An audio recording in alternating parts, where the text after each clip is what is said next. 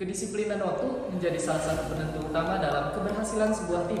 Dalam sebuah studi yang dipublikasi oleh Harvard Business Review, ditemukan bahwa karyawan yang datang tepat waktu cenderung lebih produktif dan memiliki kualitas pekerjaan yang lebih baik. Tips disiplin waktu. Yang pertama, jangan menunda-nunda pekerjaan. Yang kedua, lakukan pekerjaan dengan efisien dan tidak mengulur-ulur waktu. Yang ketiga, gunakan gadget sebagai alarm atau pengingat. Selanjutnya yang keempat yaitu buat skala prioritas dengan memprioritaskan hal yang lebih penting dan berguna. Pengelolaan sumber daya manusia yang efektif menjadi aspek krusial dalam mencapai keberhasilan perusahaan.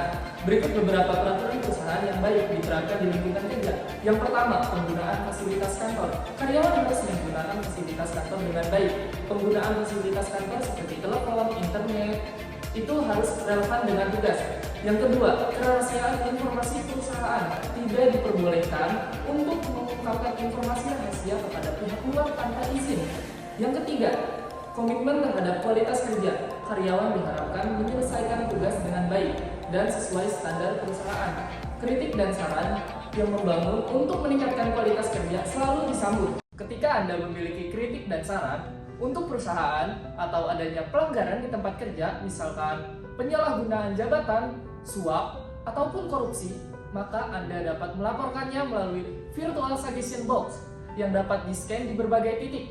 Suara Anda sangat dirahasiakan dan perusahaan akan melindungi nama pelapor agar karyawan tidak takut untuk berbicara ketika adanya pelanggaran peraturan perusahaan. Whistleblower merupakan sebutan bagi karyawan yang mengetahui dan melaporkan terjadinya suatu kejahatan atau penyimpangan di tempat kerja. Laporkan penyalahgunaan jabatan, pembocoran rahasia perusahaan, penerimaan hadiah, penyalahgunaan aset, pemerasan, korupsi, dan pelanggaran peraturan perusahaan. Karyawan yang melaporkan tindakan pidana di atas akan dilindungi oleh perusahaan. Karena dari 50% kasus-kasus di perusahaan dapat diungkapkan oleh karyawan yang berani melaporkan pelanggaran.